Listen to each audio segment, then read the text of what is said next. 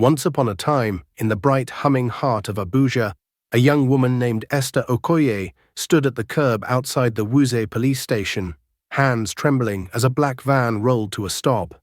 The door slammed open. A tall, dark man in orange prison clothes stepped down, hair wild in long dreads, eyes cold as midnight. When those dark eyes found hers, Esther felt her blood freeze. "That's him," Mary whispered behind her, barely containing her laughter. "That's your husband-to-be."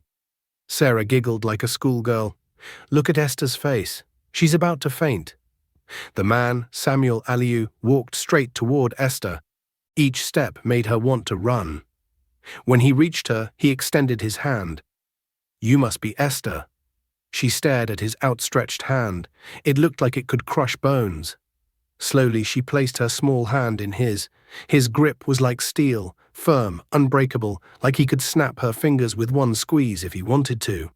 Esther's whole body shook. This was the man she was supposed to marry, an ex-convict with eyes that had seen too much darkness. But how did Esther find herself standing here, about to marry a dangerous stranger she barely knew? Let me tell you a story that will make you question everything you think you know about family, sacrifice, and survival. Stay with me to hear how this shocking story unfolded, and make sure you hit that subscribe button right now so you never miss a story like this. Sit back as we go back to how it all began. The smell of disinfectant burned Esther's nose as she sat beside Papa James's hospital bed in National Hospital Abuja.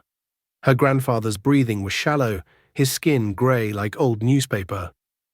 "Papa, please don't leave me," she whispered, squeezing his weak hand. The doctor had been clear. "Late-stage liver cancer. He needs surgery immediately, or he has maybe 2 weeks. The surgery cost 200,000. Esther looked at her phone. 3 missed calls from her boss at the restaurant where she worked nights. 5 missed calls from her cleaning job supervisor. She had been missing work to stay with Papa James. Her small savings account showed 8,000, not even enough for one day in this hospital. She stared at the number in her phone she hadn't called in 3 years. Sarah, her mother. Esther's finger hovered over the call button. Sarah had made it clear after Esther's father died. She didn't want a stepdaughter around. But Papa James was Sarah's father-in-law. Surely she would help. The phone rang 3 times. "What do you want, Esther?" Sarah's voice was ice cold. "You only call when you need something." Esther took a deep breath. "Mama, it's about Papa James." "Don't call me Mama when you want money." "What about the old man?" "He needs surgery immediately. The doctors say he has liver cancer, advanced stage." Silence. Esther could hear her mother breathing. "So what do you want me to do? Did I make him sick?" The cruelty in Sarah's voice made Esther's chest tight. "Mama, if you hadn't taken Papa's pension money after Daddy died, would Papa still be working 3 jobs at 70? Would he be this sick?" "How dare you?" Sarah's voice exploded through the phone. "I took that money to survive, to feed Mary. You took it to buy that house in Maitama while Papa James moved to a 1-room apartment in Gwagwalada. Your problems are not my problems, Esther." Esther felt tears burning her eyes. "I've maxed out all my credit cards. I work at the restaurant until 2 a.m., then clean offices from 5 a.m. to 10 a.m., then tutor children until evening. I sleep 4 hours a night. I'm desperate. That's why I called." "Then get another job." "Mama, please, I can write a promissory note. I'll pay interest. I need 100,000. Why should my money save him?" Then Esther heard Mary's voice in the background. "Sister Esther, let me talk to her, Mama." Mary took the phone. "Esther, big sister, let's discuss this calmly. It's just 100,000, right?" Hope sparked in Esther's chest. "Mary, thank you. I knew you would understand. I have an idea. You marry Samuel Aliyu. The money for Papa's treatment. I'll handle it." Esther's world tilted. "Samuel Aliyu, your fiancé?" Mary laughed. "Esther, since we're sisters, how can I not help you? The Aliyu family owns half of Abuja. Hotels, shipping, oil business. If you marry Samuel, you'll never worry about money again." "But Mary, he's your man. You love him. Samuel got kicked out by his family 6 months ago. Everyone in Abuja knows he's been in and out of prison for fighting. There are videos online of him beating people bloody. Esther felt sick. You want me to marry a violent criminal? Think about Papa James, Esther. Do you want him to die because you're scared? Sarah took the phone back. Esther, Mary is being generous. Both of you are my daughters. I care about you equally. Equally. Sarah had never visited Esther once in 3 years. I need time to think. Papa James doesn't have time. Mary said, the surgery is needed this week. Esther looked at her grandfather's pale face. His eyes opened slowly. Esther, my child, he whispered, don't worry about me.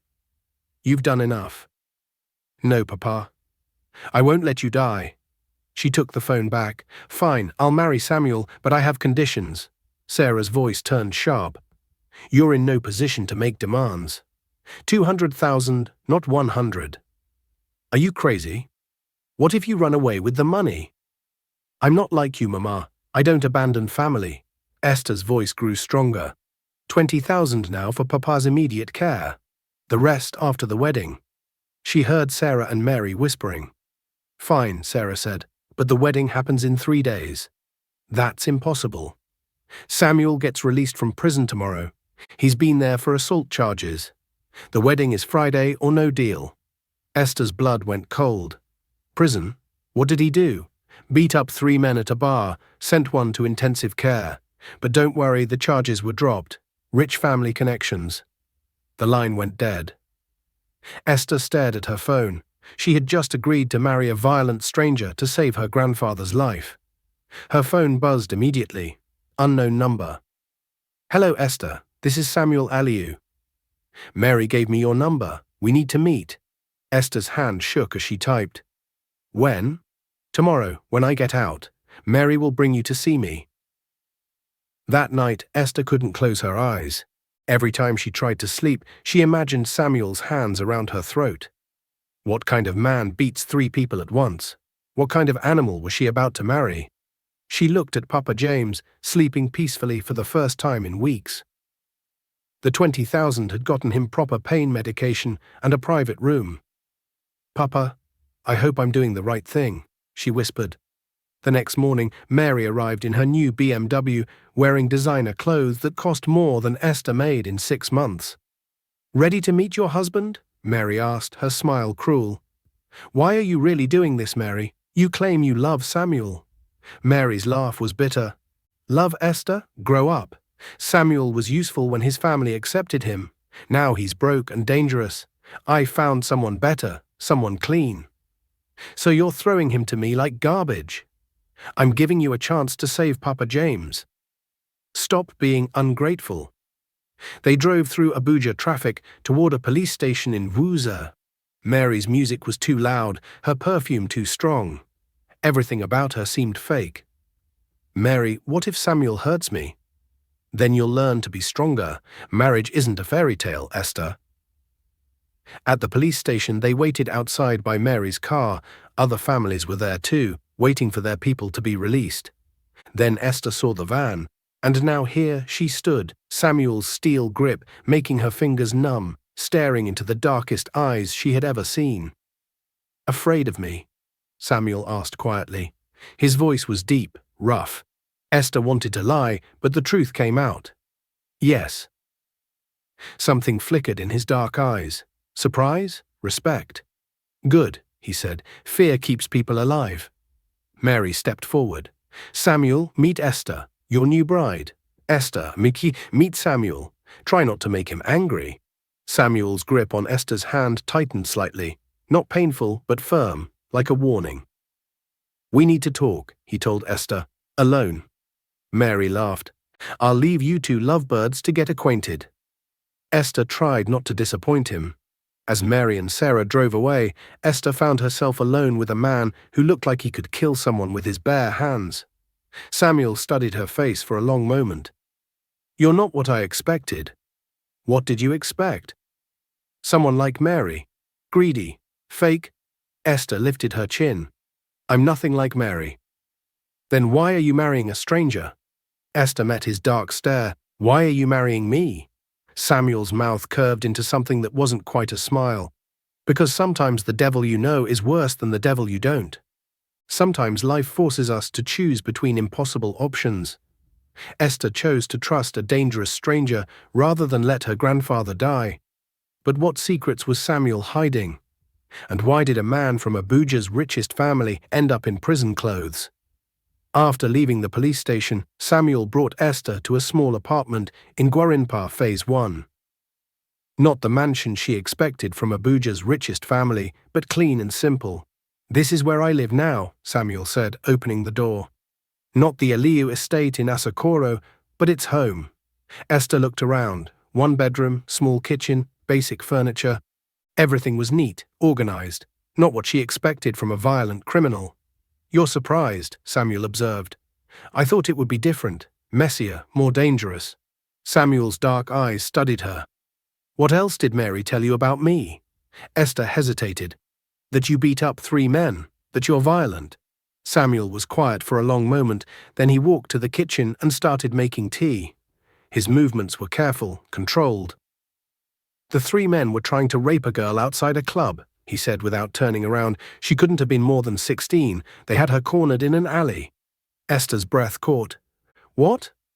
"I didn't plan to fight them. I told them to stop.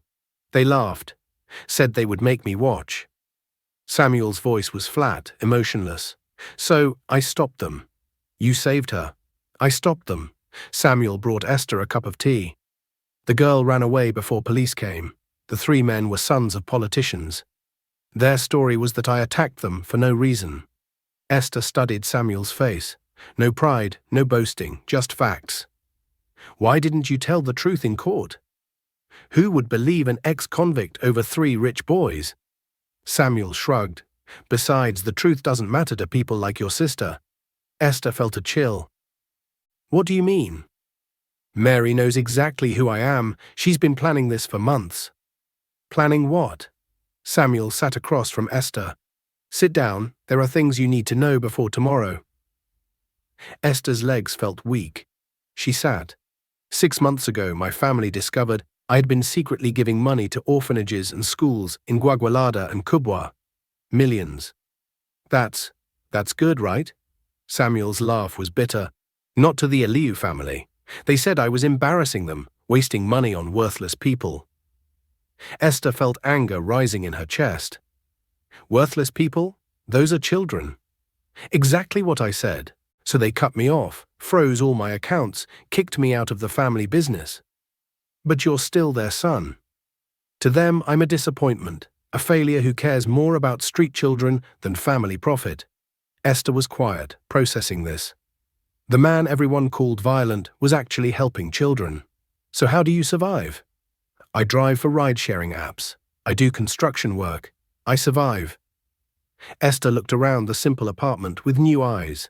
Samuel Aliyu, heir to billions, was living like a regular Abuja man because he chose to help children. "Mary knows all this. Mary knows everything. She also knows my family wants me to marry someone suitable to restore my reputation, someone they can control." The pieces clicked in Esther's mind. "So by marrying me, they'll think I'm finally being responsible. Marrying a nice poor girl who needs saving, it makes them look good. And Mary gets rid of you while helping her sister. She looks generous." "Now you understand." Esther felt sick. "We're both being used." "Yes. But Esther," Samuel leaned forward, "I meant what I said at the station. Sometimes the devil you know is worse than the devil you don't." "What do you mean?" "Your family sold you to save an old man. My family wants to use me to save their reputation. At least we know we're both trapped."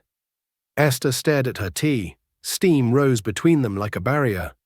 "Are you really violent?" she asked quietly. "I can be when I need to be, to protect people who can't protect themselves." Something in his voice made Esther look up. Samuel's dark eyes held hers steadily. "Will you hurt me?" "Never." "How can I believe you?" "Because you're not my enemy, Esther. You're my partner in this prison." That evening, Esther returned to Papa James's hospital room. The old man was sitting up, looking stronger. "Papa, you look better." "The medicine is helping." "But Esther, my child, I'm worried about you." Esther sat beside his bed. Don't worry about me, Papa. This marriage, are you sure? Esther had been dreading this conversation. Papa, it's the only way to save you. I don't want to be saved if it costs you your happiness. Tears filled Esther's eyes. Papa, you raised me after Daddy died. When Mama abandoned me, you were there. You taught me to read, to be strong. Let me save you now. Papa James took her hand with his frail fingers. Promise me something. Anything. If this man hurts you, you leave. My life is not worth your suffering. He won't hurt me, Papa. But even as she said it, Esther wondered if she was lying to them both. The next morning, Mary picked Esther up early. Wedding day, Mary sang. Are you excited? Esther had barely slept. Where are we going? First, to get your dress, then hair and makeup. Tonight you become Mrs. Samuel Aliyu. They drove to an expensive boutique in Maitama, the kind of place Esther had only seen in magazines. Inside, dresses hung like dreams. Silk, lace, crystals, each one cost more than Esther made in a year. We want the best, Mary announced to the boutique owner. Money is no object. The woman smiled until she saw Esther. Her expression changed immediately. I'm sorry, but we require full payment before trying on any dresses. Esther felt her cheeks burn with embarrassment. How much? Mary asked. Our premium collection starts at 100,000. Mary's smile faded. That's expensive. Perhaps there's another boutique more suitable for your budget. Esther wanted to disappear. This was exactly why she hated being around Mary's world. Then the boutique door opened.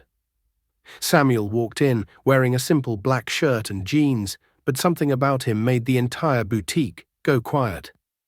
Good morning, he said politely to the owner. My wife needs a wedding dress. The woman's face went pale. Mr. Aliyu, you know me. Of course, sir. We didn't realize. Please, anything you need. Suddenly, the woman was all smiles and bowing.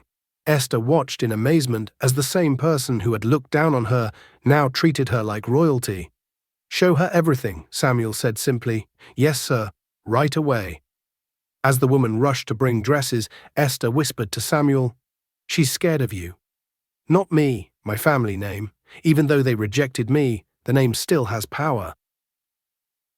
Esther tried on dress after dress.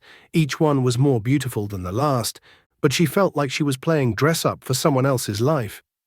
Finally, she found the one. Simple, elegant, perfect. The price tag made her dizzy. 160,000. The owner said, full payment required. Esther's heart sank. That was almost Papa James's entire surgery cost. Don't worry about the price, Samuel said quietly. My wife deserves the best. He pulled out a card and paid without blinking. As they left the boutique, Esther felt overwhelmed. You didn't have to do that. Yes, I did. You're going to be my wife. Even if it's not a real marriage, you deserve to feel beautiful. But the money. Esther, I may be poor by Aliyu standards, but I'm not completely broke. Let me do this one thing right. That afternoon, Mary took Esther to a salon. Hair, makeup, nails. Esther had never been pampered like this. You look like a princess, the makeup artist said, but Esther felt like she was being prepared for sacrifice. Evening came too quickly. Esther stood in the dressing room at the church, wearing her beautiful dress, looking like someone else. Mary knocked on the door. Ready, sister? No. Too bad, it's time. Esther walked down the aisle toward Samuel. He stood at the altar in a black suit, looking handsome and dangerous. His dark eyes never left her face. The pastor spoke about love, commitment, faithfulness. Words that meant nothing in this arranged marriage.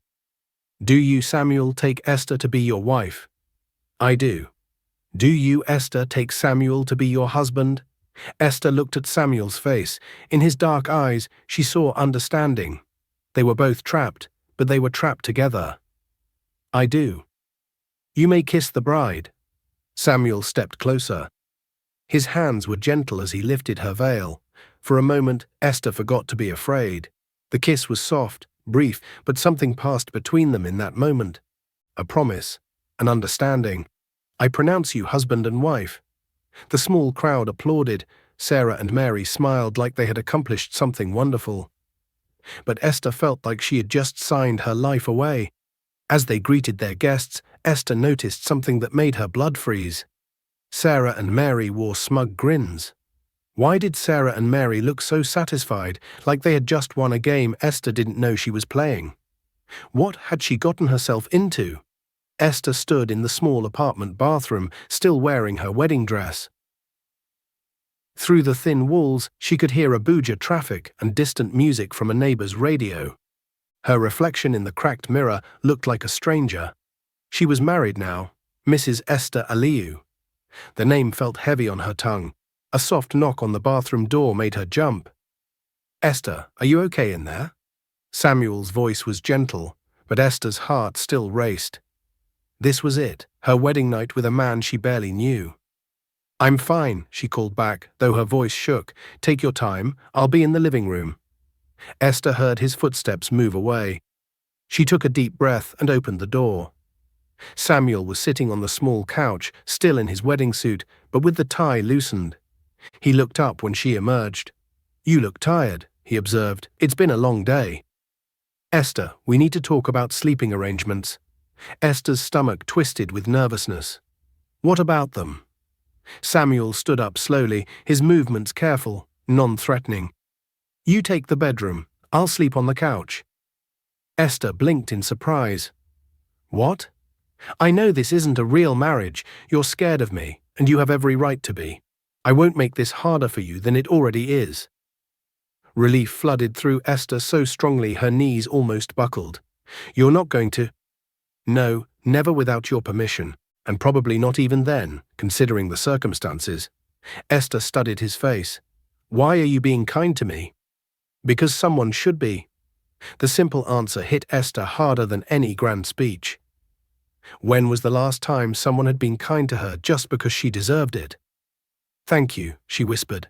"Don't thank me for basic human decency." That night, Esther lay in Samuel's bed while he slept on the couch. The sheets smelled like soap and something masculine but clean. She stared at the ceiling, listening to the sounds of Abuja at night. Tomorrow she would have to face her new life, but tonight, for the first time in months, she felt safe.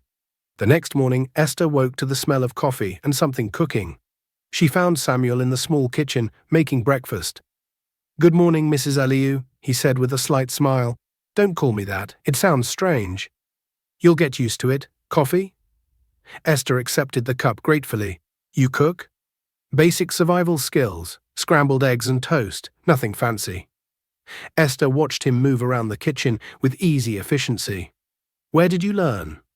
"Prison mostly, and living alone these past 6 months." The casual mention of prison should have scared Esther, but somehow it didn't. Not anymore. "Samuel, can I ask you something?" "Of course." "Yesterday you said sometimes the devil you know is worse than the devil you don't." "What did you mean?" Samuel was quiet for a moment, flipping eggs in the pan. "Your family sold you to save an old man, but they're still your family. You know exactly how cruel they can be." "And you?" "I'm a stranger." "You don't know what I'm capable of, that's scary. But it also means you don't have years of disappointment and betrayal clouding your judgment." Esther considered this. "So you think we have a chance?" "I think we have honesty. That's more than most married couples start with." After breakfast, Esther's phone rang. "Sarah." "Esther. How was your wedding night?" Her mother's voice was sickeningly sweet. "Fine, Mama." "Good, now listen carefully. The Aliyu family is having a welcome dinner for you tonight. You need to make a good impression." Esther's stomach dropped. "Tonight? But I don't have anything to wear. I don't know how to act around rich people." "Figure it out. This is important for our family's reputation." "What do you mean, our family's reputation?" "Since you married into the Aliyu family, people see the whole Okoye family differently now. Don't embarrass us." The line went dead. Esther stared at her phone in disbelief. "Bad news?" Samuel asked. "Your family wants to meet me tonight. Some welcome dinner." Samuel's expression darkened. They didn't waste any time. "What does that mean?" "It means they want to see what kind of wife I've brought home. They want to evaluate you." Esther felt panic rising. I can't do this. I don't know anything about their world.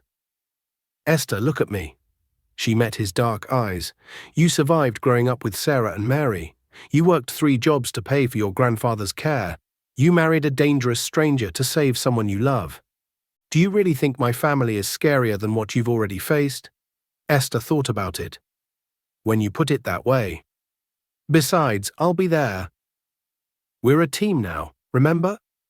That afternoon, Samuel took Esther shopping in Maitama, not to the expensive boutique where they'd bought her wedding dress, but to a more modest store.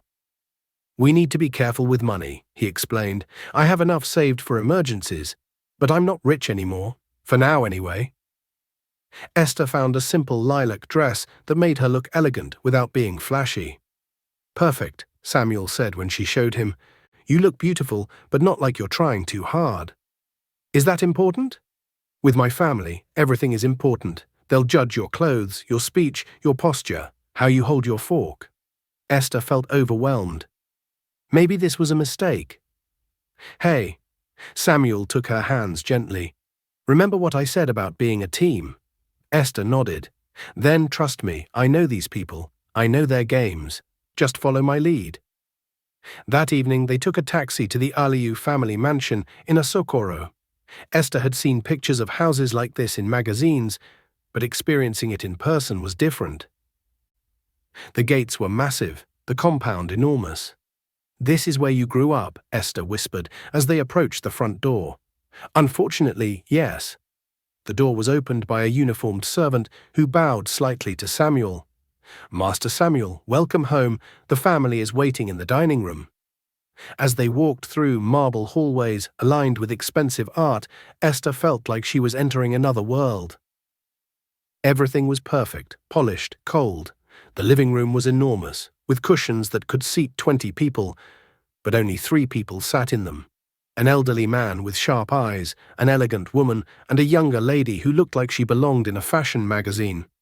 Father, Samuel said formally, thank you for inviting us. The elderly man, Samuel's father, his eyes swept over Esther like she was an item in a shop he was considering buying. So this is your new wife? Yes, sir, this is Esther. Esther felt all eyes on her as she stepped forward. Good evening, sir. Thank you for welcoming me into your family. She had practiced the words with Samuel, but they still felt awkward in her mouth. Sit down, both of you. Dinner was an ordeal. 7 courses served by silent servants while Samuel's family asked Esther question after question. Where did you go to school, Esther? University of Abuja, Ma. What did you study? Accounting. And what work do you do? Esther hesitated. Should she mention her 3 jobs, the restaurant, the cleaning, the tutoring? I work in customer service, she said finally. Samuel's mother, Mrs. Patricia Aliu, smiled coldly. How practical.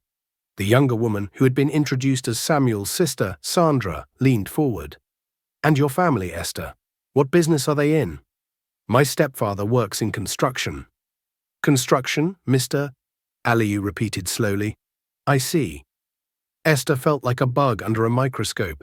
Every answer seemed to disappoint them more. Tell me, Esther, Mr. Aliu said as dessert was served, what made you want to marry my son? The question hung in the air like a trap. Esther felt Samuel tense beside her. He put an arm around her as if cautioning her to be careful while comforting her at the same time.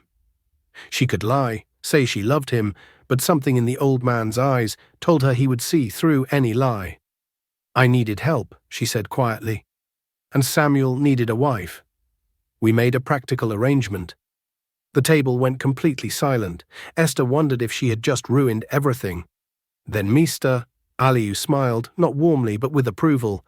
Honesty, I respect that. He turned to Samuel. She's not what I expected. No, sir. Better or worse. Samuel looked at Esther for a moment. Different. After dinner, Mr. Aliu asked to speak with Samuel privately. Esther waited in the sitting room with the women. So Esther, Mrs. Aliu said sweetly, how are you finding married life? It's an adjustment, Ma. I'm sure it is. Samuel can be difficult. Sandra laughed. That's putting it mildly. Did he tell you about his time in prison? Yes, Ma. And you married him anyway? Sandra's voice was full of fake concern. How brave of you. Esther felt like she was being circled by sharks. Samuel is a good man. Is he? Mrs. Aliu asked. How can you be sure? You barely know him. I know enough. Do you know about his temper, the fights, the drinking? Esther's heart started racing. Drinking? Oh yes, Samuel has quite a problem with alcohol, didn't he tell you? It's what led to most of his incidents. Sandra nodded sympathetically. We worry about him, and now we have to worry about you too. Esther felt like the room was spinning. Was Samuel an alcoholic? Had he lied to her about everything? 20 minutes later, Samuel returned with his father. His face was grim. Ready to go? He asked Esther. She nodded, not trusting her voice. In the taxi back to their apartment, Esther was quiet. How bad was it? Samuel asked. They said you have a drinking problem. Samuel sighed heavily. Esther, I need to tell you something. Esther's heart sank. Another lie. I did have a drinking problem 2 years ago, after I started giving money to the orphanages and my family began turning against me. Esther felt betrayed. You should have told me. You're right, I should have. But Esther, I've been sober for 18 months. I haven't touched alcohol since before my first arrest. How can I believe you? Because I'm telling you now, when I don't have to. Because I could have kept lying. Esther stared out the taxi window at Abuja rushing past. How many more secrets was her husband hiding? What else haven't you told me? Nothing that affects you directly. But Esther, there's something you need to know about tonight. What? My father offered me a deal. Esther's stomach clenched. What kind of deal? If I stay married to you for 1 year, he'll give me back my position in the company, full access to my trust fund. Everything. Esther felt like she'd been slapped. So I'm what? A business investment? That's what he thinks. But Esther, what I told you yesterday hasn't changed. We're still partners in this. Partners in what? Your redemption. Partners in survival. Esther was quiet for the rest of the ride home. When they reached their apartment, she went straight to the bedroom and closed the door. She sat on the bed, still in her black dress, and tried to process everything. Her husband was a recovering alcoholic. His family saw her as a test. Everyone was using everyone. But when she remembered how gently Samuel had treated her, how he'd slept on the couch to make her comfortable, how he defended her during dinner, maybe being used by Samuel was still better than being abandoned by her real family. A soft knock on the door interrupted her thoughts. Esther, I made tea. She opened the door. Samuel stood there with 2 cups, looking tired and sad. I'm sorry I didn't tell you about the drinking. I should have been completely honest from the beginning. Esther took the tea. Why weren't you? Because I was afraid you'd change your mind about marrying me, and your grandfather needed that surgery. Esther sat on the bed. Samuel sat on the floor, keeping distance between them. 1 year, she asked. That's what he offered. And then what? You get your money back and divorce me? I don't know. I haven't thought that far ahead. Esther studied his face in the lamplight. You could have anyone, Samuel. Why stay married to someone you barely know? Because, Samuel said quietly, you're the first person in 2 years who's treated me like I'm worth something, even when you were scared of me. Esther felt something shift in her chest. Not love, not yet, but understanding. 18 months sober. 18 months. And if you drink again? Then you leave, no questions asked. Esther nodded slowly. Okay. 1 year. We'll figure it out as we go. Samuel's smile was small but real. Partners. Partners. Their moment was cut short by her phone ringing. Hello, Esther, it's me. Papa James's weak voice made her sit up immediately. Papa, what's wrong? Are you okay? I'm fine, my child, but there's something I need to tell you. Your mother came to see me yesterday. Esther's blood went cold. Sarah came to the hospital. Why? She brought papers for me to sign. Said they were for insurance to help with my medical bills. What kind of papers? Papa James coughed softly. I didn't understand them properly. Too many big words. But Esther, something felt wrong about the whole thing. Esther was already getting out of bed. "Papa, do you still have the papers?" "She took them after I signed, said she would handle everything." Esther felt sick. Sarah never helped anyone without expecting something in return. "Papa, I'm coming to see you right now." Samuel took one look at Esther's face and knew something was wrong. "What happened?" "My mother made Papa James sign some papers yesterday. I don't know what they were, but I have a bad feeling." Samuel set down his coffee cup. "Want me to come with you?" "You don't have to. Esther, we're partners. Remember, what affects you affects me now." At the hospital, Papa James looked smaller and frailer than he had just 2 days ago, but his eyes were alert when Esther and Samuel entered his room. "Papa, this is my husband, Samuel." Papa James studied Samuel with sharp eyes. "So you're the young man who married my granddaughter?" "Yes, sir. It's an honor to meet you." "Sit down, both of you. We need to talk." Papa James told them exactly what had happened. Sarah had arrived with Mary and another woman Esther didn't recognize. She said the papers were to make sure my medical bills were covered by insurance, that the Aliyu family had special insurance that could help. Esther and Samuel exchanged glances. There was no special insurance. "Did they say anything else, Papa?" "The other woman, the one I didn't know, she kept asking questions about you, Esther. About your marriage, about where you live now." "What kind of questions?" "Whether you seemed happy, whether your husband treated you well, whether you had mentioned any problems." Samuel's jaw tightened. "What did you tell them?" "I told them Esther looked happier than she had in months, that her husband seemed like a good man who cared about her." Esther felt warmth spread through her chest.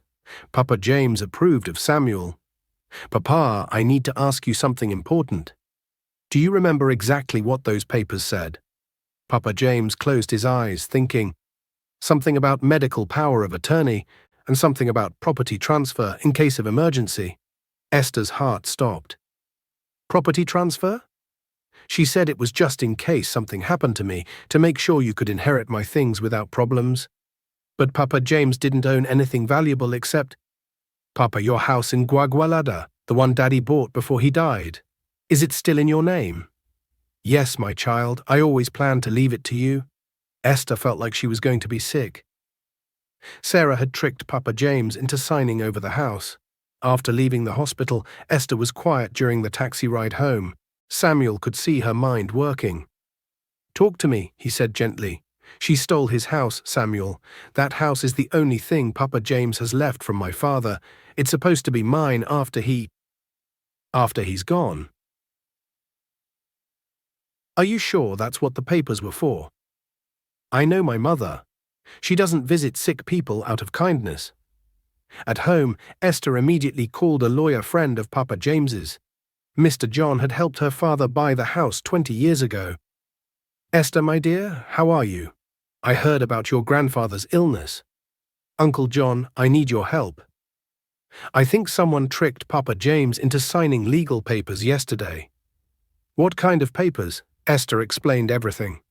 Uncle John was quiet for a long moment. "Esther, this is very serious. If your mother made him sign a property transfer under false pretenses, that's fraud. What can we do?" "First, I need to see exactly what papers were filed." "Can you come to my office this afternoon?" Esther hung up and found Samuel watching her with concern. "The lawyer wants to see us this afternoon." "Us? I mean, me. You don't have to." "Esther, stop doing that." "Doing what?" "Acting like you're alone in this. We're married now. Your problems are my problems." Esther stared at him. "Why do you care so much? This isn't your fight." Samuel was quiet for a moment. "Do you know what it's like to have a family that only sees you as something to use?" Esther nodded slowly. "Then you know why I care. Because maybe we can protect each other from people like that." That afternoon, Uncle John confirmed Esther's worst fears. She filed a deed transfer this morning. The house is now legally in Sarah's name. Esther felt like the ground was falling away beneath her. "Can we stop it? We can try, but Esther, your grandfather signed the papers willingly. Even if he was deceived, it will be hard to prove in court."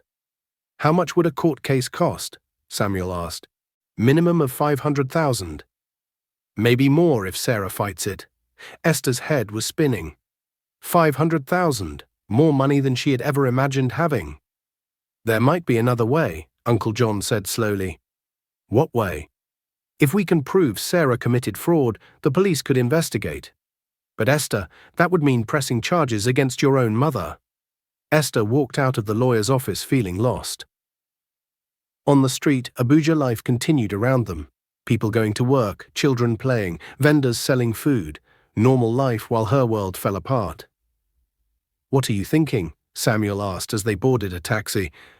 I'm thinking about pressing charges against my mother. And how does that make you feel? Esther laughed bitterly, like a terrible daughter. Esther, look at me. She met his eyes. What kind of mother steals from her sick father-in-law? What kind of mother uses her daughter's marriage to commit fraud? You think that's what this is about? My marriage to you? I think Sarah saw an opportunity. Rich son-in-law means wealthy family connections. Maybe she thought she could use that somehow. The next morning, Esther's phone rang again. Mary. Sister Esther, how are you enjoying married life? Esther's voice was ice cold. What do you want, Mary? So hostile, I'm calling with good news. Mama wants to throw you a proper wedding reception, something bigger than that small church ceremony. Why? Because you're an Aliyu now. We need to celebrate properly, show Abuja society that our family has connections. There it was, Sarah's real plan was becoming clear. When? This weekend.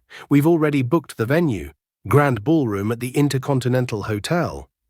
Esther's mind raced. That venue cost hundreds of thousands. Mary, how are you paying for this? Don't worry about money, sister. We have it handled. Esther knew exactly how they had it handled with Papa James's house. I need to think about it. Think about what? It's your wedding reception.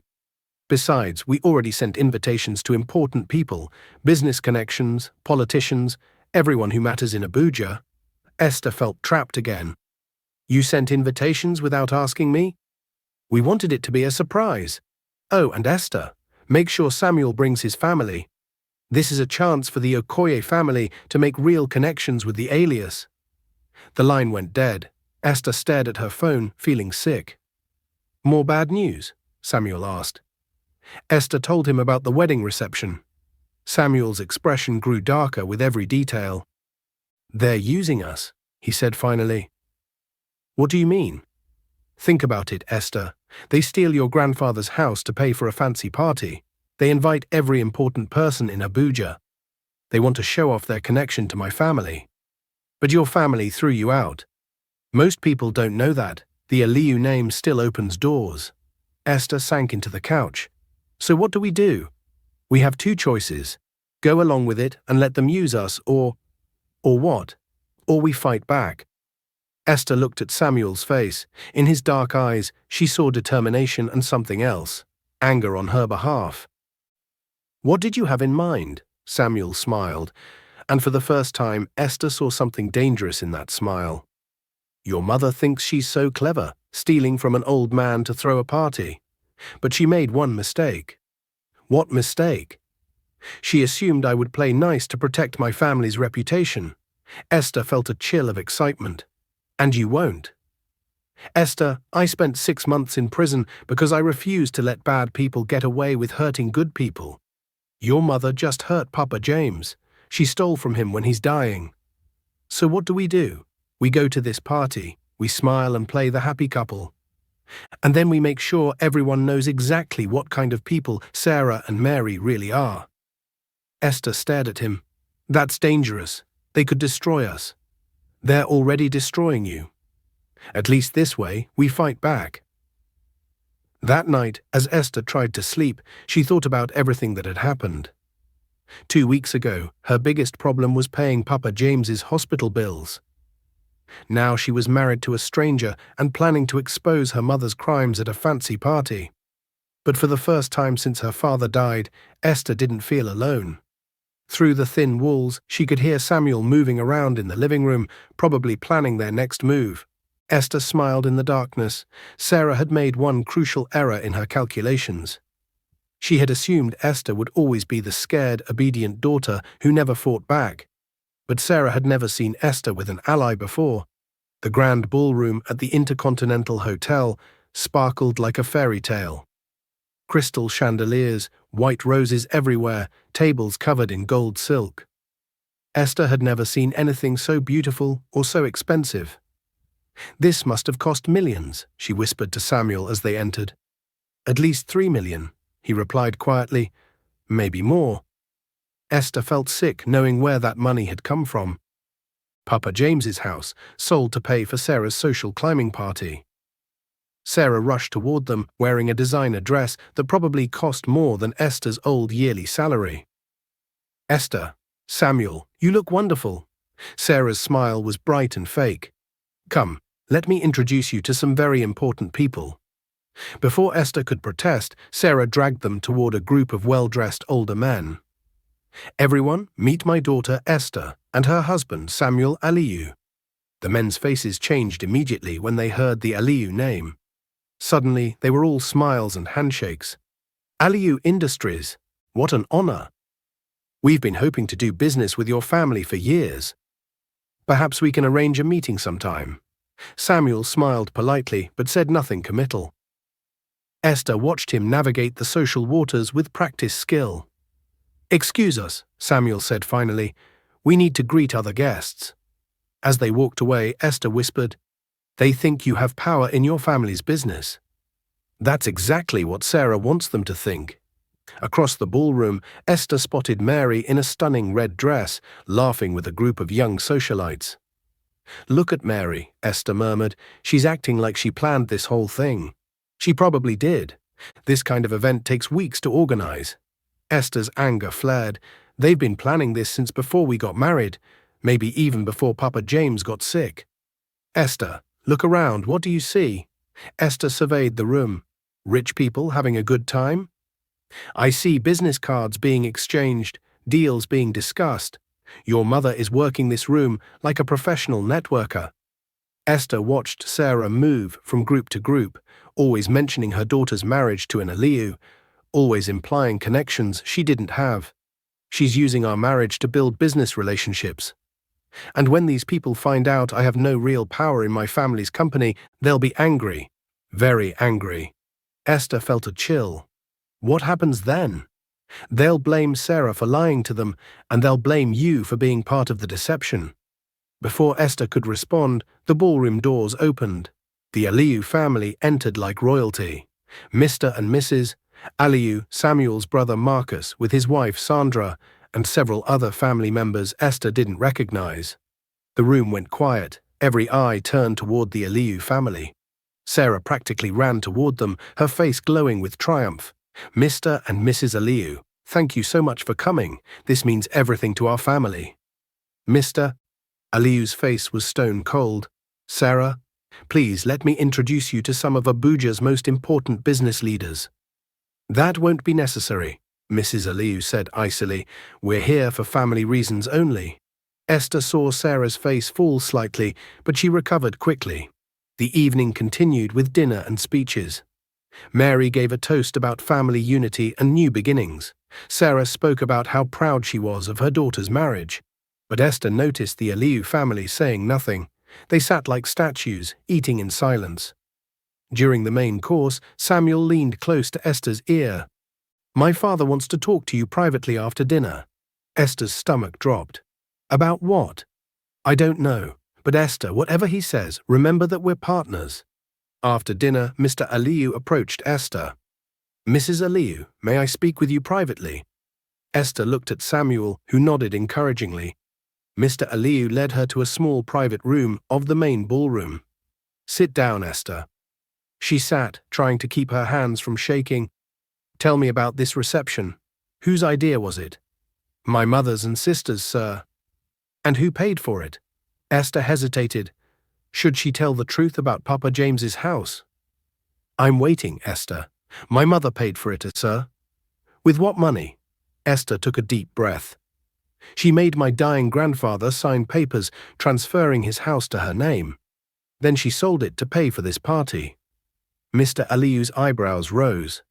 She stole from a dying old man to throw herself a party. Yes, sir. And you allowed this? I didn't know until after it was done. By then the money was spent. Mr. Aliyu studied her face for a long moment. Esther, do you know why I came tonight? No, sir. Because I wanted to see what kind of family my son had married into. Esther's heart sank. And what do you think? I think your mother is dangerous, and I think you might be just like her. I'm not. Prove it. How? Mr. Aliyu pulled out his phone and made a call. Bring him in. A few minutes later, the door opened. A man in a security uniform entered, leading someone Esther recognized. Uncle John, Papa James's lawyer. Uncle John, what are you doing here? The lawyer looked nervous. Esther, I'm sorry, but Mr. Aliyu called me. He wanted to verify your story about your grandfather's house. Mr. Aliyu looked at Esther.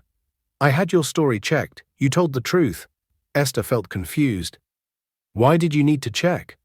Because your mother told me a different story entirely. What did she tell you? She said you asked her to help you get money for this reception.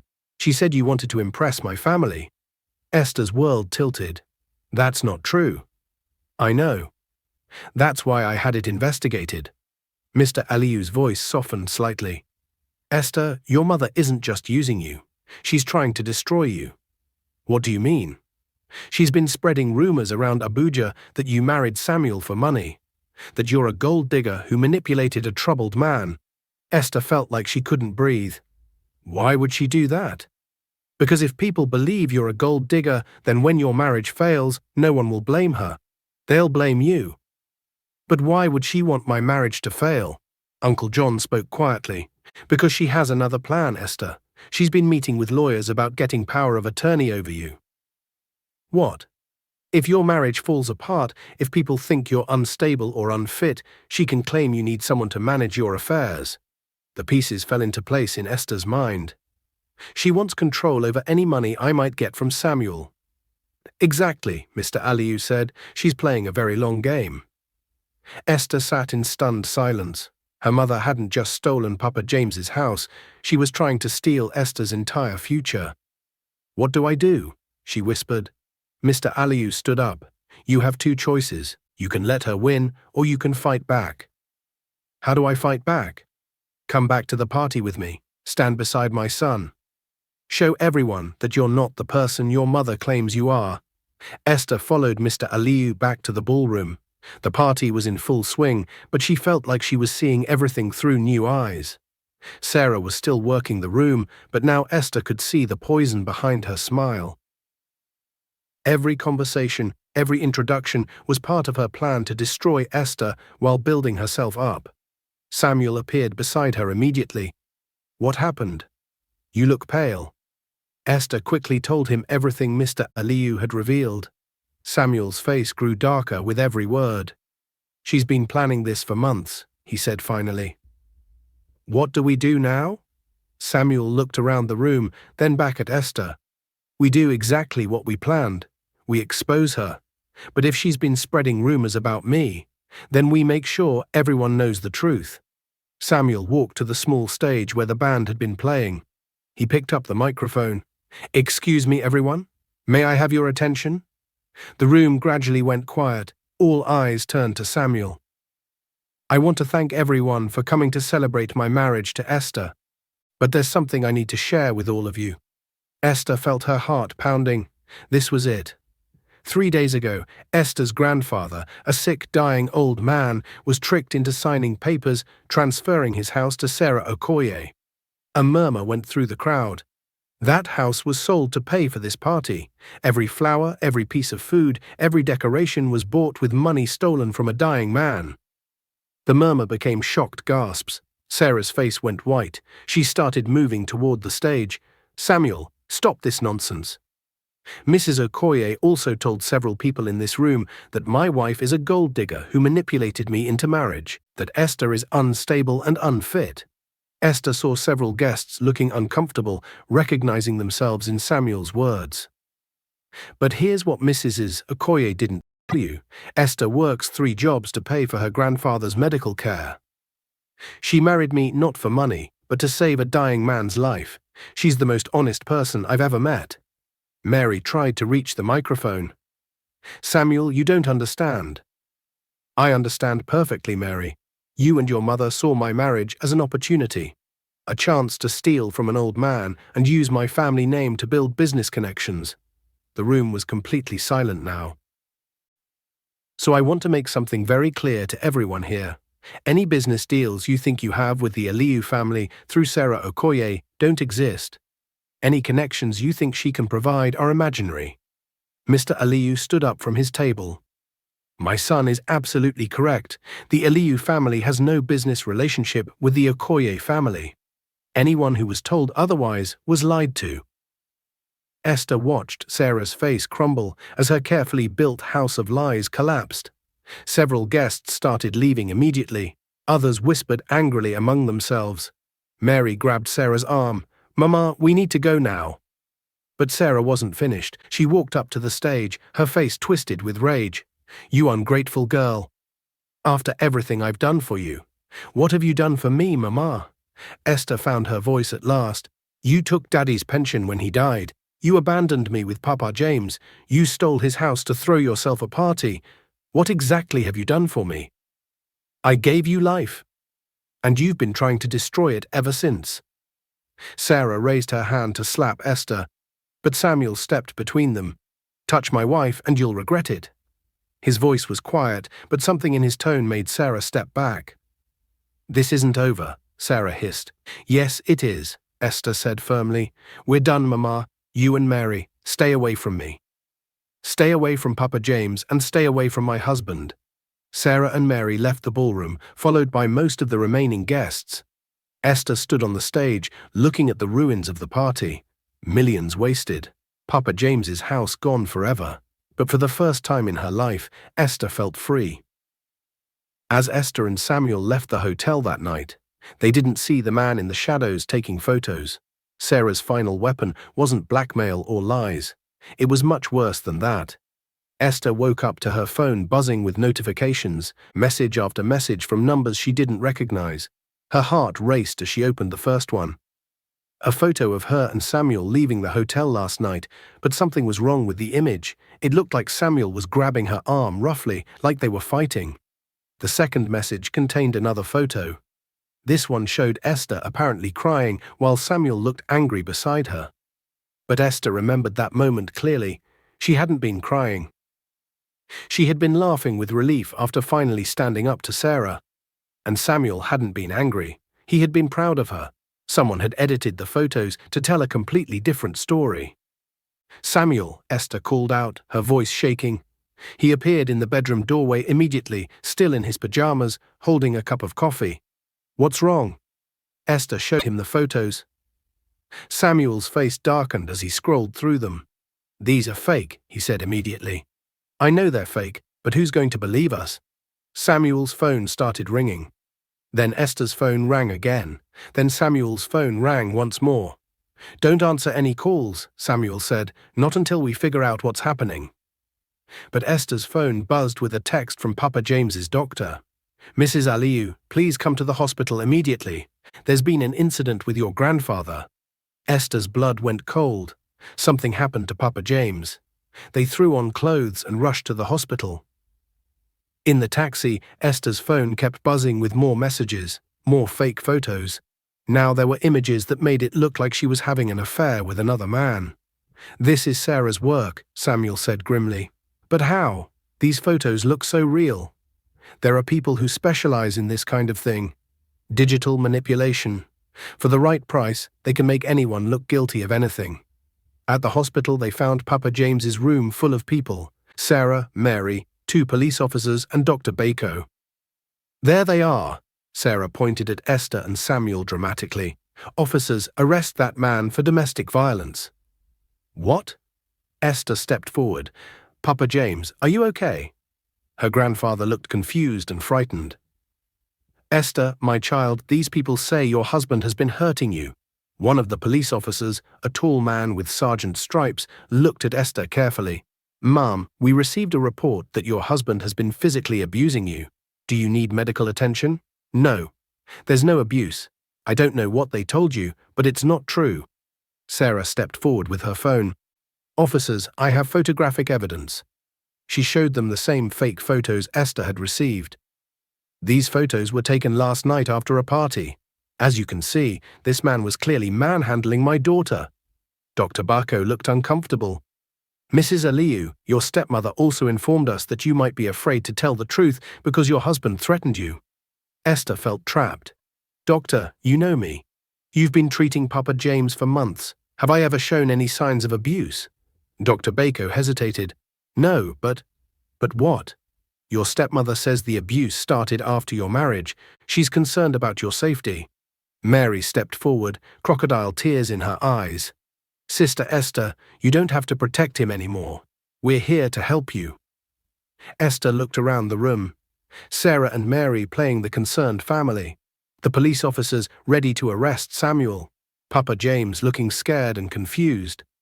This was Sarah's final weapon, not just destroying Esther's reputation, but having Samuel arrested for crimes he didn't commit. Officers, Esther said clearly, I want to make a formal statement. Esther, no. Sarah said quickly. You're traumatized. You're not thinking clearly. I'm thinking perfectly clearly. Esther's voice grew stronger. I want to report a crime. The sergeant pulled out his notebook. What crime, ma'am? Digital fraud and extortion. These photos have been digitally altered to make my husband look abusive. Someone is trying to frame him. Sarah's face went white. Esther, you don't know what you're saying. I know exactly what I'm saying. Mama, you hired someone to create fake photos to destroy my marriage and have my husband arrested. That's ridiculous. Samuel pulled out his phone. Officer, I'd like to show you something. What is it, sir? Security footage from the hotel last night. Sarah's eyes went wide with panic. Samuel played the video on his phone. It showed him and Esther leaving the hotel, laughing together. Esther was clearly happy, not crying. Samuel was gentle with her, not rough. This is the same moment as those photos, Samuel explained. As you can see, the photos were manipulated. The sergeant compared the video to the photos. Ma'am, these images have definitely been altered. Sarah tried a different approach. Even if the photos are edited, I'm still concerned about Esther's well-being. She's been acting strangely since this marriage. How have I been acting strangely, Mama? You've become rebellious, disrespectful. You never used to talk back to family. Papa James spoke up weakly from his bed. Sarah, the child has become stronger, not strange. For the first time in years, Esther looks happy. Sarah whirled around. Papa James, you don't understand. This man is dangerous. The only dangerous people I see in this room are you and Mary. Papa James said firmly. Dr. Barko stepped forward. Mrs. Okoye, I think there's been a misunderstanding.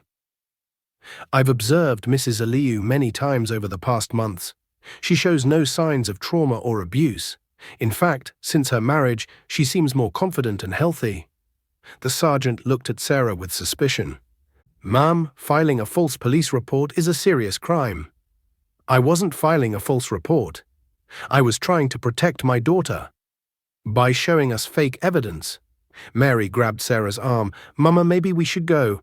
But the sergeant wasn't finished.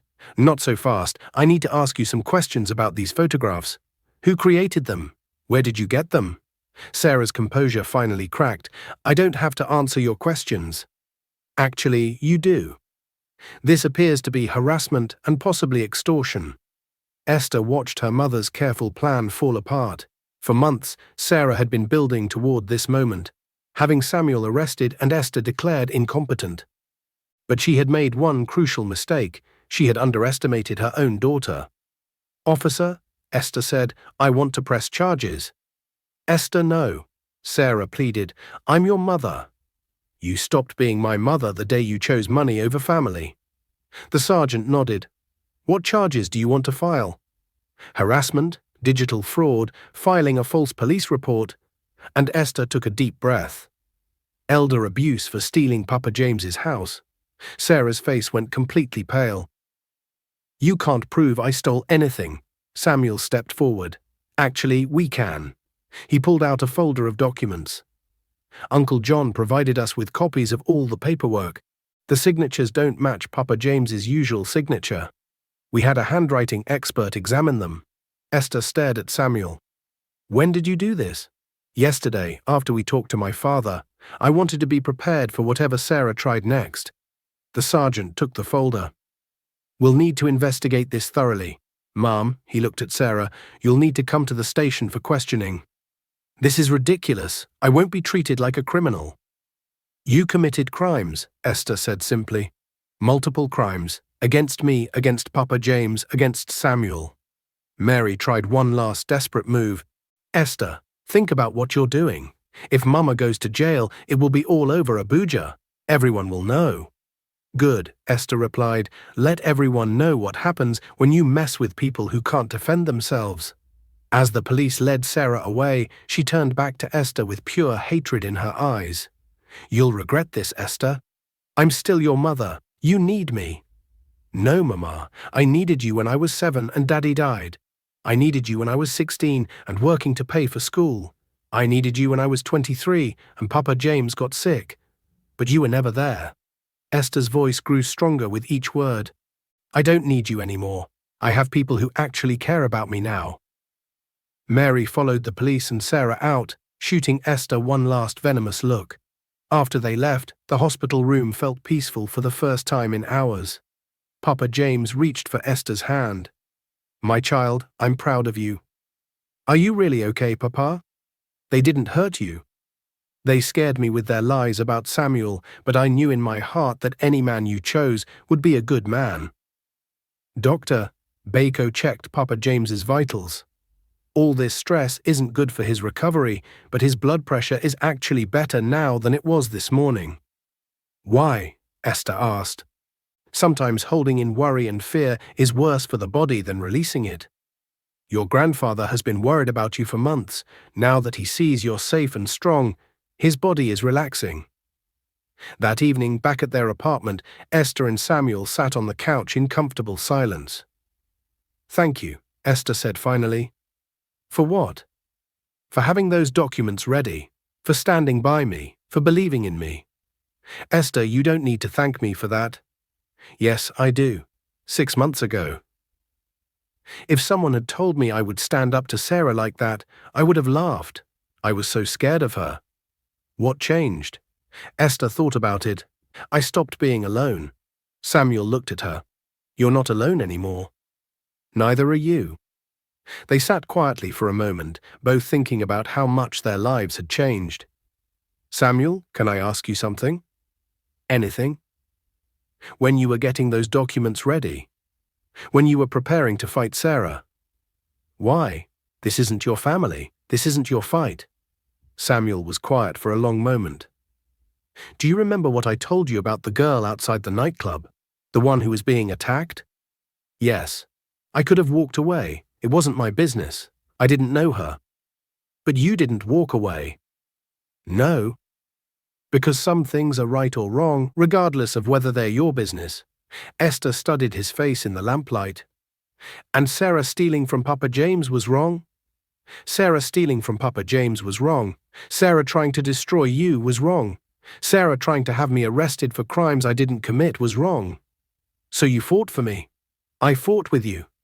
There's a difference. Esther felt something warm spreading through her chest. Not gratitude, not relief. Something deeper. What happens now? She asked. Now Sarah faces the consequences of her actions. The police will investigate. She'll probably be arrested. And us? Samuel met her eyes. What do you want to happen with us? Esther realized she knew the answer, but she wasn't quite ready to say it out loud. I want us to keep being partners. Partners, Samuel repeated softly. Yes, partners. But as Esther said the word, she knew it wasn't enough anymore. Somewhere between the fake photos and the police station, between Samuel's gentle protection and his fierce loyalty, something had shifted. She was starting to feel things for her husband that had nothing to do with their arrangement and everything to do with the man he was. They had survived Sarah's attacks. The question now was whether they could survive their own growing feelings for each other, because falling in love was never part of their deal. Esther stared at Dr. Bako in shock. What did you just say? The test results show that your grandfather's cancer is in complete remission. The tumors have shrunk by 90%. Papa James sat up straighter in his hospital bed, looking stronger than he had in months. Doctor, does this mean? It means you're going to live, Mr. James. Not just live, you're going to recover fully. Esther felt her knees go weak. Samuel caught her arm gently, steadying her. But how? Esther whispered. The doctors said it was terminal. Sometimes the body surprises us. The combination of surgery, medication, and, Dr. Bako smiled, reduced stress seems to have worked miracles. Reduced stress. Your grandfather's health started improving dramatically after your mother stopped visiting. When people stop living in fear and worry, the body can focus on healing.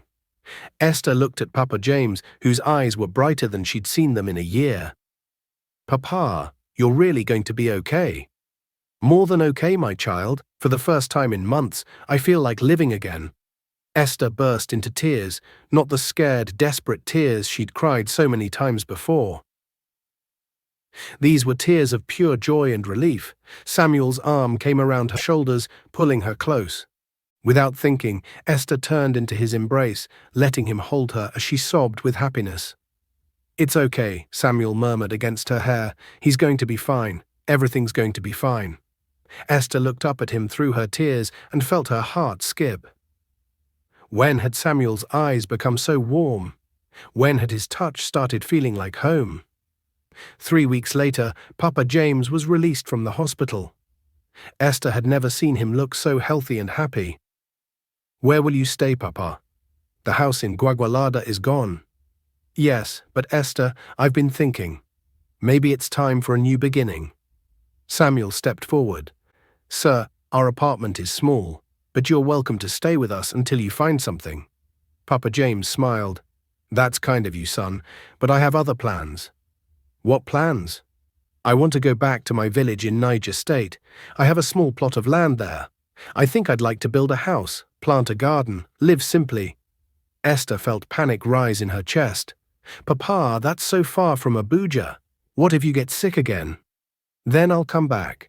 But Esther, I've spent the last year afraid of dying. Now I want to spend whatever time I have left actually living.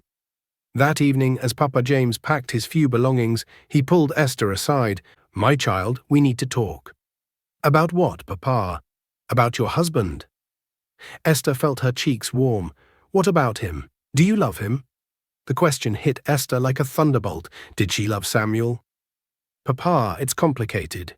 We married for practical reasons. I know why you married him. I'm asking if you love him now. Esther thought about the past few weeks, Samuel bringing her coffee every morning, Samuel holding her when she cried. Samuel fighting Sarah's lies with such fierce protection, Samuel sleeping on the couch every night, giving her space she no longer wanted. I think I do, she whispered. Then why do you look so sad about it? Because it wasn't supposed to happen. We were supposed to be partners, not what? Not happy, not in love. Papa, what if he doesn't feel the same way? What if I'm just convenient for him? Papa James took her hands in his weathered ones. Esther, that young man looks at you like you're the sun in his sky. If you can't see that, you're not as smart as I raised you to be. That night, after Papa James went to sleep in the bedroom, Esther and Samuel sat in their usual spots, her on the couch, him in the chair across from her. But something felt different. The air between them seemed charged with unspoken words. Are you okay? Samuel asked. You've been quiet since we got home. I'm thinking about Papa James leaving. Are you going to miss him? Yes, but that's not what I'm thinking about. Samuel waited for her to continue. I'm thinking about us. About what happens when it's just you and me here. What do you mean? Esther took a deep breath. Samuel, these past few weeks, something has changed. What's changed? The way I feel about you has... Samuel went very still. Esther, let me finish. I know this wasn't part of our deal. I know we agreed to be partners, not more. But I can't pretend anymore. Pretend what? Esther met his eyes. That I don't care about you, that I don't look forward to seeing you every morning, that I don't feel safe when you're near me. Samuel stood up slowly and moved to sit beside her on the couch. Esther, are you saying what I think you're saying? I'm saying that I've fallen in love with my husband and I don't know what to do about it. Samuel was quiet for so long that Esther started to panic. Had she ruined everything? Samuel, please say something. I'm trying to find the right words. Any words would be good right now. Samuel turned to face her fully. Esther, I fell in love with you the day you married me to save your grandfather's life. Esther's heart stopped. What was he trying to say? What she thought he was trying to say. But she wasn't even beautiful. How could a man like him fall in love with a plain Jane like her? You were so scared, but you did it anyway. You sacrificed yourself for someone you loved. That's when I knew. Knew what? That you were nothing like anyone I'd ever met. That you were brave and selfless and real. Esther felt tears starting again. But you never said anything. Because it wasn't fair to you. You married me out of desperation, not choice. I didn't want to pressure you or make you feel trapped. So you've been sleeping on that uncomfortable couch for months while being in love with me? Yes. Why? Because I wanted you to choose me freely when you were ready. If you were ever ready. Esther reached for his hands. I'm ready now.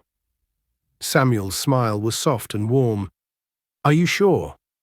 Instead of answering with words, Esther leaned forward and kissed him. It was nothing like their wedding kiss, brief and formal. This was real, soft and sweet and full of months of growing feelings. When they broke apart, Samuel rested his forehead against hers. I love you, Esther. I love you too, Samuel. So what happens now? Esther smiled. Now we stop pretending this is just a business arrangement and start… What? Start being married for real. That night, for the first time since their wedding, they shared the same bed, not out of obligation or expectation, but out of love and choice. Esther woke up the next morning in Samuel's arms, feeling more content than she ever had in her life. Good morning, Mrs. Aliou, Samuel murmured sleepily. Good morning, husband. How does it feel? How does what feel? Being in love with me instead of just married to me. Esther laughed. It feels like the difference between surviving and living. Over the next few weeks, everything changed. Esther and Samuel weren't just partners anymore. They were truly husband and wife. Samuel showed Esther parts of Abuja she'd never seen. They took weekend trips to Jabi Lake. They ate at small local restaurants Esther had never been able to afford. Esther helped Samuel reconnect with his love of helping people. Together they started volunteering at the orphanage in Gwagwalada, where Samuel had been donating money. You know what I love about this? Esther said one Saturday as they played with the children. What? We're doing good things together, as a team. The best kind of team, Samuel agreed. But their newfound happiness was about to be tested in ways they never expected. Esther's phone rang during lunch one day. The caller ID showed Mr. Aliou's name. Hello, sir. Esther, I need to speak with you and Samuel. Can you come to my office this afternoon? Esther's heart skipped. Is everything okay, sir? Everything is fine, but there's something important I need to discuss with both of you. Esther looked at Samuel, who had been listening. He nodded. We'll be there, sir. 2 hours later, they sat in Mr. Aliou's impressive office in Maitama. The old man studied them both carefully. I've been watching you two for the past few weeks, he began. Esther felt nervous. Sir? The way you handled Sarah's attacks, the way you supported each other, the way you worked as a team. Samuel leaned forward. Father, what are you saying? I'm saying I was wrong about the 1-year waiting period. Esther's breath caught. Wrong how? Samuel asked carefully. Mr. Aliou stood up and walked to his window overlooking Jabi Lake. When I made that deal, I thought you needed time to prove your marriage was real.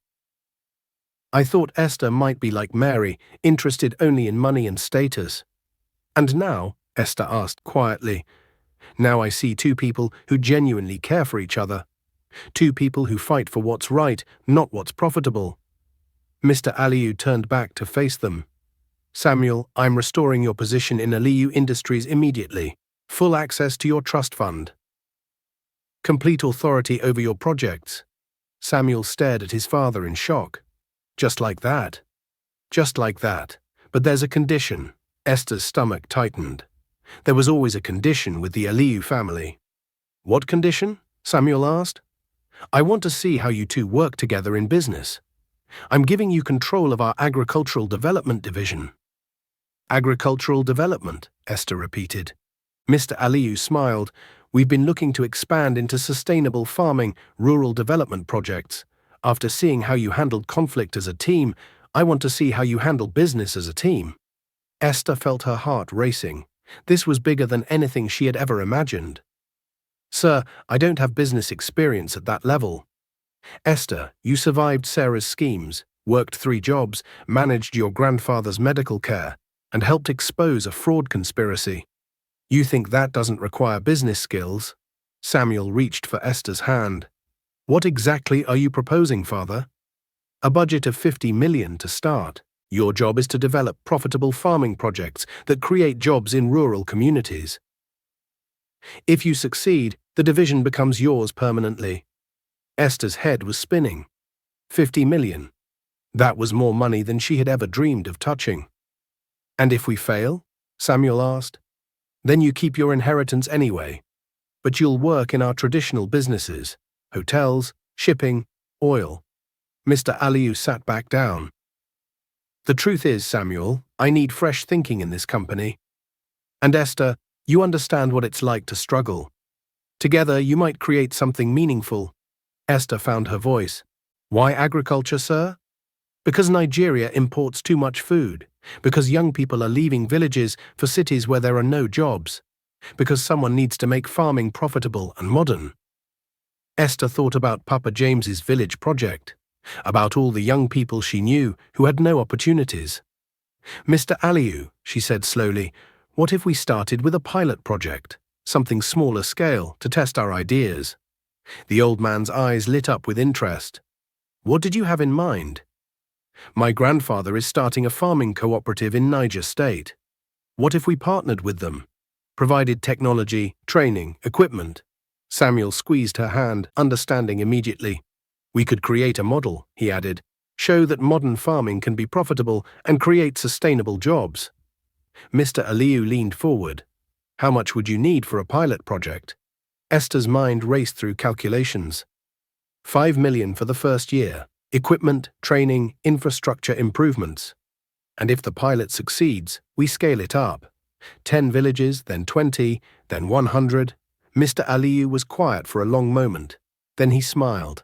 I like it. Start with your pilot project. If it works, we'll discuss the full 50 million budget. Esther felt like she was floating. From working as a cleaner 6 months ago to potentially running a 50 million business division. Sir, Samuel said, are you sure about this? It's a big risk. Everything worthwhile is a risk, son. Besides, I have a good feeling about you two. As they left the office, Esther felt overwhelmed. Samuel, this is incredible. But what if we fail? What if I'm not smart enough for this kind of business? Samuel stopped walking and turned to face her. Esther, 6 months ago, you were working 3 jobs and fighting to keep your grandfather alive. Now you're about to become a business executive with a multi-million budget. That's what scares me. Look at everything you've already overcome. Sarah, Mary, poverty, fear. You think managing a farming project is harder than surviving what you've already survived. Esther thought about it. When you put it that way. Besides, we're doing this together. Partners, remember? Partners, Esther agreed, but now the word meant so much more. That evening, they called Papa James to share the incredible news. Papa, you're not going to believe what happened today. Esther told him about Mr. Aliyu's offer and their plan for the pilot project. My child, this is wonderful, but Esther, are you ready for such responsibility? I don't know, Papa, but I'm ready to try. That's my girl. Your father would be so proud. After they hung up, Esther and Samuel sat on their couch, both still processing the day's events. We're about to be rich, Esther said wonderingly. We're about to be partners in every sense of the word, Samuel corrected. Are you nervous? Terrified, Samuel admitted, but also excited. For the first time in my life, I'm going to be working on something that matters, something that helps people, Something we're building together. Esther curled up against Samuel's side, feeling grateful, hopeful, and completely overwhelmed. From a desperate woman marrying a stranger to save her grandfather, to a businesswoman with a 5 million budget, it doesn't feel real. It's real. You earned it, Esther, every bit of it. We earned it. But as they made plans for their new business venture, neither of them knew that Mary was planning her return, and she wasn't coming back empty-handed. 6 months later, Esther stood in the middle of a transformed village in Niger State, watching farmers load trucks with fresh vegetables bound for Abuja markets. The morning sun painted everything golden, and Esther had never felt more proud of anything in her life. "Mrs. Aliyu, the harvest reports are ready," said Peter, one of the young agricultural coordinators they had trained. Esther still felt a thrill hearing that name, not just because she was married to Samuel, but because she had earned the respect that came with it. "Thank you, Peter. How are the numbers looking?" "Beyond our projections, Ma. This harvest will bring in 3 times what these farmers made last year." Esther smiled as she reviewed the reports. Their pilot project had succeeded beyond everyone's wildest dreams. 20 villages now participated in their program. Over 200 young people had jobs. Thousands of families had better incomes. Her phone rang. Samuel's name appeared on the screen. "Good morning, husband. How did the Abuja meetings go?" "Better than expected. Father is officially approving the 50 million budget expansion." Esther felt her heart soar. "Really? Really, Esther, we're about to become one of the largest agricultural development companies in West Africa." Esther looked around at the bustling village, children playing, farmers working, young people learning new skills. This was what 50 million could create across Nigeria. "I can hardly believe this is our life now," she said softly. "Believe it. You've earned every bit of it." That afternoon, Esther was in Papa James's house reviewing expansion plans when her phone buzzed with a text from an unknown number. "Sister Esther, we need to talk. I'm in the village. Don't make a scene. Mary." Esther's blood went cold. Mary was here. She looked out the window and saw her sister standing near the village market, wearing expensive clothes that made her stand out like a sore thumb among the simply dressed villagers. Esther's first instinct was to call Samuel, but something stopped her. For 6 months, Mary had been gone, presumably hiding from the consequences of helping Sarah. Now she was here. Esther wanted to know why. Esther walked to the market slowly, keeping her expression neutral. Several villagers greeted her warmly as she passed. "Good afternoon, Mrs. Aliyu. How is the new irrigation project going?" Esther saw Mary's eyes widen at the obvious respect and affection in their voices. "Hello, Mary." "Esther?" Mary looked her up and down, taking in Esther's simple but expensive clothes, her confident posture, the way people looked at her with admiration instead of pity. "What do you want?" "To talk privately." Esther led Mary to a quiet area near the village school they had built. "You look different," Mary said, and for the first time Esther heard uncertainty in her sister's voice. "I am different.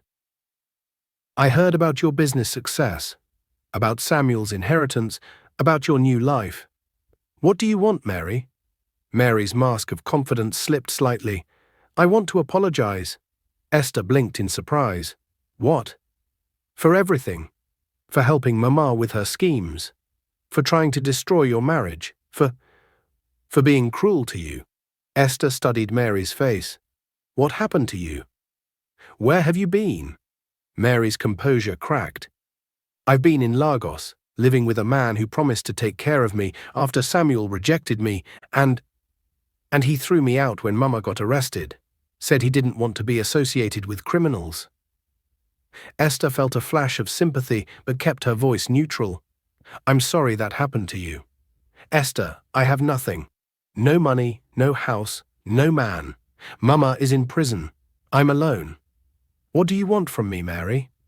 "I want a chance to start over. I heard you're hiring people for your agricultural projects. I need work." Esther stared at her sister in amazement. Mary, who had always looked down on honest work, was asking for a job. "Mary, you tried to destroy my marriage. You helped Mama steal from Papa James. Why would I trust you? Mary's eyes filled with tears. Because I'm your sister. Because I have nowhere else to go. Because, she took a shaky breath, because I was wrong about everything. Wrong about what? About you, about Samuel, about what really matters. Mary looked around at the thriving village. I thought you were weak for marrying him. I thought you were stupid for caring about Papa James. But look at what you built. Look at how people respect you. Mary's voice broke. I spent years trying to marry rich men, and you actually became someone worth respecting. Esther felt her anger softening, but she wasn't ready to forgive yet. Mary, even if I wanted to help you, how do I know you won't betray me again? You don't. But Esther, I have nothing left to betray you for. I lost everything because of my choices. Just then, Samuel's car pulled up. He got out and immediately walked toward Esther, his face protective and alert. Esther, is everything okay? Mary looked between Esther and Samuel, seeing the obvious love and partnership between them. Hello, Samuel. You look well, Mary. Samuel's voice was cautious. What are you doing here? I came to ask my sister for forgiveness. And for a chance. Samuel looked at Esther questioningly. Esther appreciated that he didn't try to make the decision for her. Samuel, Mary wants a job in our agricultural program. Samuel's eyebrows rose. Is that right? I know I don't deserve it, Mary said quietly. But I'm willing to start at the bottom. Do whatever work you'll give me. Esther looked at her sister. Really looked at her. Mary's expensive clothes couldn't hide the fact that she looked tired, defeated, genuinely sorry. Mary, if I give you this chance, there are conditions. Name them. You start as a general laborer. You work in the fields. You live in the workers' quarters. You earn your way up like everyone else. Mary nodded quickly. You never lie to me again. About anything. I understand. And if you cause problems for any of our workers or our program, you're gone immediately. I agree. Esther looked at Samuel, who nodded slightly. There's one more thing, Mary. What? You write a letter to Papa James apologizing for what you did, and you help us file paperwork to try to get his house back from Mama's estate. Mary's face showed genuine emotion for the first time. Esther, I'll do anything to make this right. 3 months later, Esther stood on the balcony of their new house, overlooking the agricultural center they had built. It was a beautiful compound with modern facilities for training farmers, processing crops, and coordinating distribution. Below her, she could see Mary working in the vegetable gardens alongside other trainees. Her sister had kept her word, working hard without complaint, slowly earning the respect of the other workers. Samuel joined Esther on the balcony, wrapping his arms around her from behind. Penny, for your thoughts. I was thinking about how much has changed.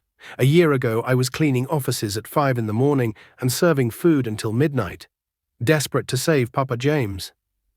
And now I'm running a 50 million business that employs over 1,000 people. Papa James is healthy and happy. We're actually making a difference in people's lives. And you're married to a man who adores you. Esther leaned back against Samuel's chest. That too. Do you ever miss the old life? Esther thought about it seriously. I miss the simplicity sometimes, but not the fear, not the desperation, not feeling powerless.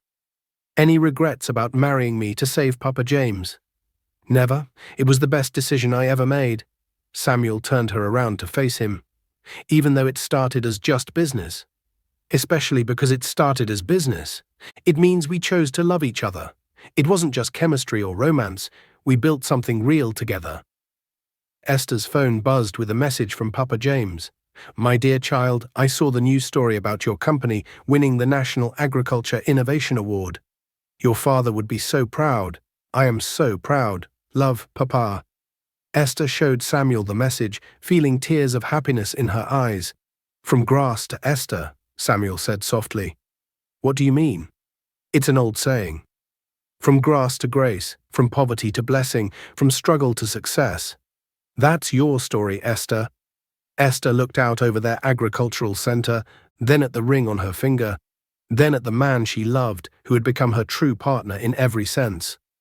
Our story, she corrected, This is our story? As the stars came out over their little corner of Nigeria, Esther felt completely content. She had everything she had ever dreamed of and much more that she had never dared to dream. A loving marriage built on real partnership, a business that helped people and made money, the respect of her community, financial security for Papa James, even a chance for Mary to redeem herself. Esther's phone rang one last time that day. The caller ID showed Sarah's lawyer. "Mrs. Aliyu, I'm calling about your mother's case." Esther stepped away from the porch. "Yes?" "Your mother has requested to see you. She's eligible for parole in 2 years and wants to apologize in person." Esther looked back at Papa James and Samuel laughing together, at Mary chatting with the other workers, at the thriving community they had built. "Tell my mother I forgive her," Esther said quietly, "but I'm not ready to see her yet, maybe someday. When she's proven she's really changed, like Mary has." "I'll pass along the message, Mum." Esther hung up and returned to the porch. "Everything okay?" Samuel asked. "Everything is perfect." And for the first time in Esther's life, that was completely true. Real love isn't just about passion and romance, it's about partnership, trust, and building something meaningful together. Esther and Samuel's love grew from mutual respect and shared values, making it stronger than any fairy tale romance. Esther learned that true success isn't just about wealth or status. It's about using your blessings to bless others. Her greatest achievement wasn't becoming rich, it was creating opportunities for hundreds of other people to improve their lives. Remember Esther's story. When life feels impossible, when you feel powerless, when people underestimate you, when the future seems uncertain, sometimes our greatest struggles prepare us for our greatest successes. From grass to grace isn't just about money or status. It's about becoming the person you were meant to be, finding love that lifts you up, and using your blessings to make the world a little bit better. That's how we all move from surviving to thriving, from fear to faith, from grass to grace.